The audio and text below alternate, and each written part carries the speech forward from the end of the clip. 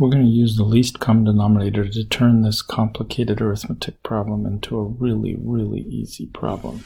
So the question is, are we good enough with common denominators to be able to do this pretty well? So let's write down the 4 different denominators.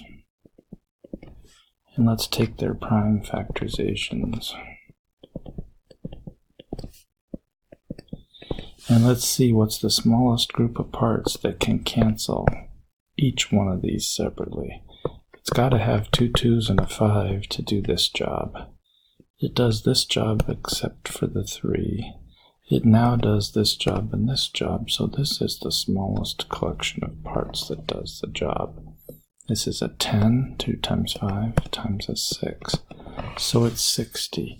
So what we do with the least common denominator is we multiply the top of this large fraction by 60, and we multiply the bottom by 60.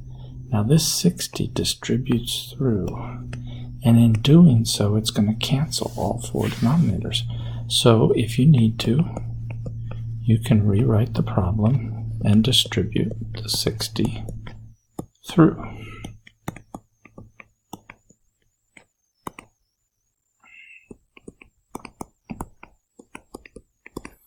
And now expect that 60 to cancel denominators, because it will.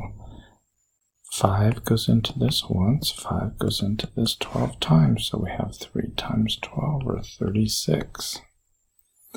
10 goes into this once, 10 goes into this 6 times, so we have minus 6. 20 goes into this once, 20 goes into this 3 times. 60 divided by 20 is 3. 7 times 3 is 21. 60 divided by 15 is 4. 4 times 4 is 16. So instead of 3/5 minus 1/10, we have 36 take away 6. Instead of 7/20 minus 4/15, we have 21 take away 16. This is a much, much, much easier problem to work on. And in fact, 30 divided by 5 is 6.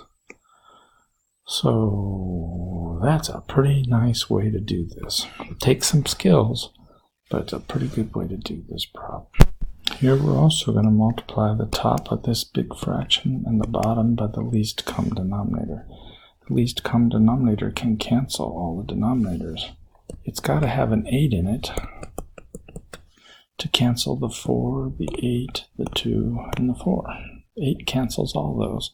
It has to have an x cubed in it to cancel this x cubed or this one, and certainly it would have enough parts to cancel the x's. So 8x cubed does the job. Now listen to this. What job? We're using this to cancel all the denominators. We built it because it was the smallest collection of parts that canceled the denominators, and now we're using it to cancel the denominators. Now, on the last problem, I distributed a copy of this to each of these, and a copy of this to each of these. Let's try it without doing that. Can you look at 8x cubed and 4x cubed and see how they cancel? Do you see that they will cancel to a 2 on top? And that 2 times this 5 is a 10. What about the 8x cubed and the 8x? When this gets distributed to this second fraction, do you see the 8's canceling? Do you see one of the x's canceling? So these two will cancel to an x squared, so we'll have a 3x squared. If you can do that carefully in your head, these problems become very easy. But sometimes not. So can you picture the 8x cubed being multiplied by the 3 over 2x? Can you see the canceling? If you can't, it's no big deal. Just bring the 8x cubed across and then do the canceling here. 2 goes into this once, 2 goes into this 4 times. One of these x's cancels one of these, and so we're getting 12x squared. It's possible that you could have gotten 12x squared on your own, because 8 divided by 2 is 4, and 4 times 3 is 12. And x cubed divided by x is x squared. So don't sell yourself short.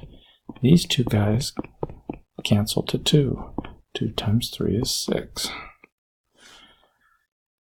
Now, theoretically, we should check to make sure that these don't cancel, so I will do that. But I'm pretty darn sure there's not anything like a 10 minus 3x squared in the denominator. And factoring out a 6